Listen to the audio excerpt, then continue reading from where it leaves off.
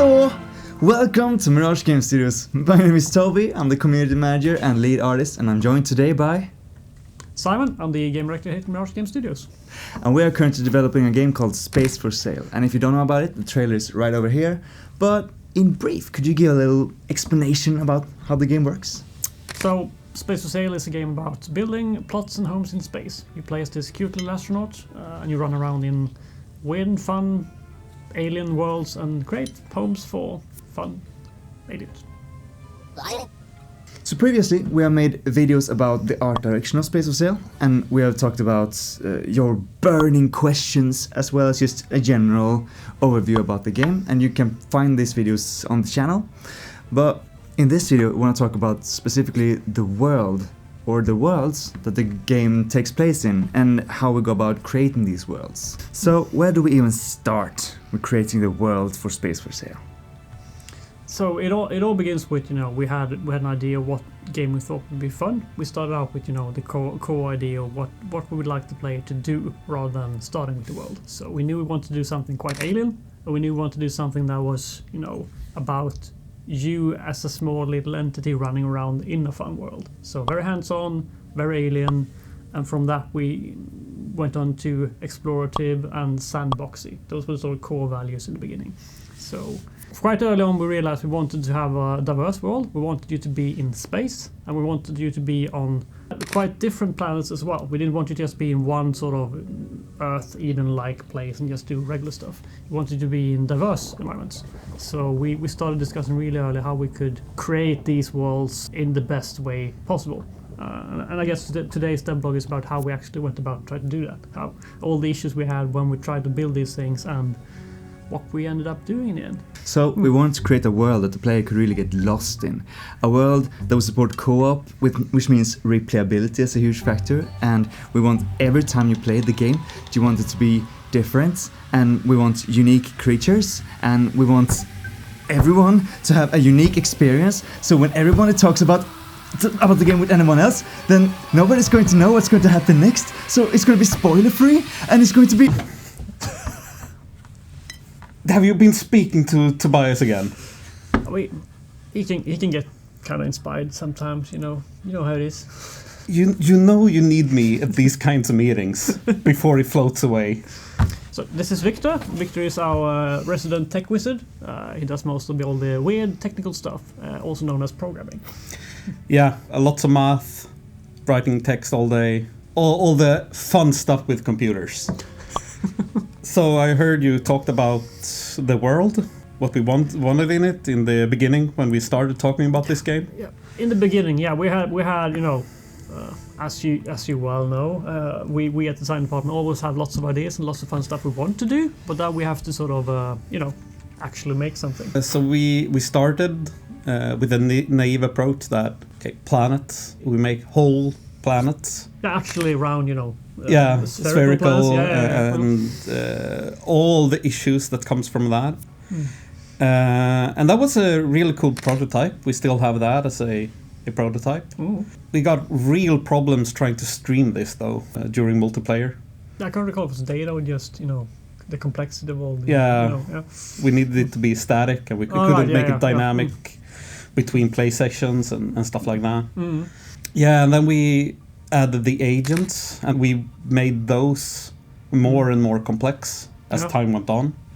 So now we have really advanced behaviors that you couldn't really do with only the basics of a world. We needed a lot of extra metadata around in the world. I mean, also just as a known programmer, there were also these things which I didn't realize was an issue until we talked about it, like which direction is up. It seems like such a basic thing. Cool, we can play on a sphere, but actually figuring out this and calculating this could take a bit of processing power and could be a bit complex when it comes to just having move over there. It turns into a long discussion of it's not quite that easy. Yeah, gameplay becomes bizarre when you can eject a creature in orbit and it actually orbits. Yeah, regarding the round planets, we also had several models of just making around planets. There were, you went through them. There was this it's actually a box. It just looks like a sphere. That was one of them. Yeah. That was the actual sphere. Yeah, I tried bending a plane into a sphere. Yeah. Didn't work out.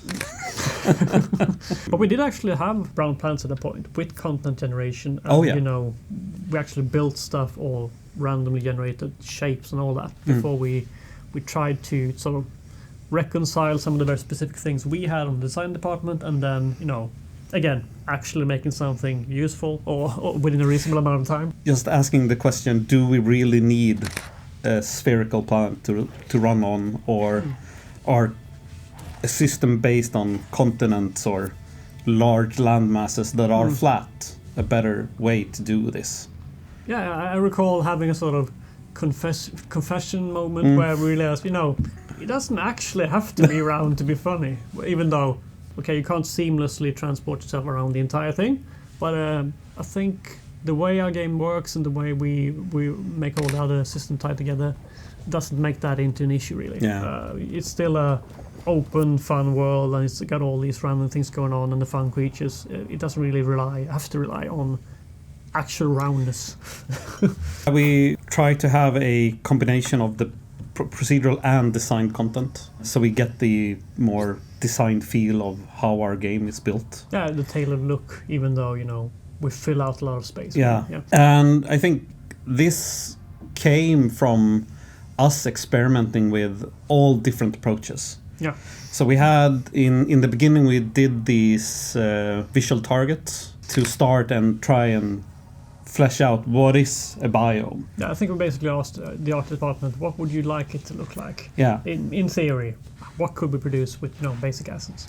And then I had 1,000 home experiments that I took over here and showed. We got one on the shelf. Bring it to Joe. Yeah, a lot of them are cool. A lot of them are really, really bad. But then we got the idea of what can we do in this project. And then I think the system that I started making has then grown with the project, and we modified it as we went on.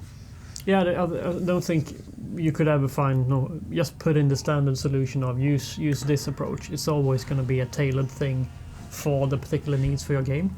Yeah. I think, it also has to be, the very special cases or the scale this particular game uses needs a certain kind of assets or approach that works for it.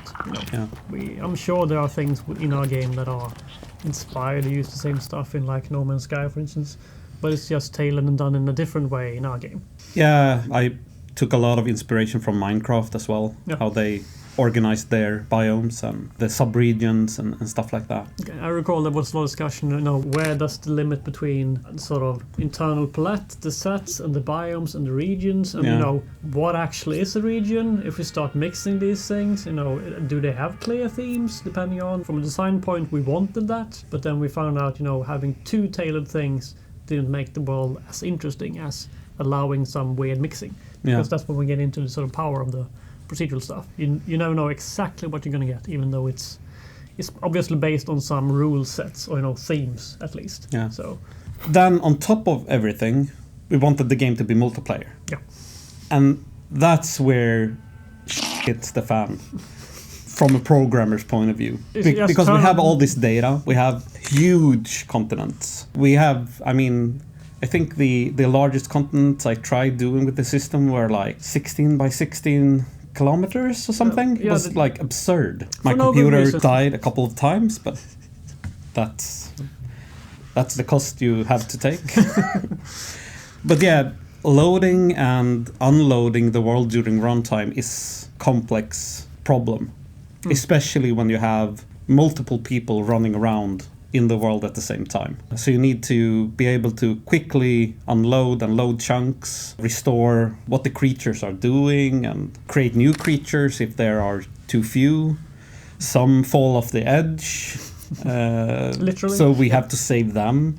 And there's a lot of stuff that can go wrong. So that has been a challenge, but I think the system we have now is pretty robust. But I think the answer, as in many cases, is to do lagom amount of procedural.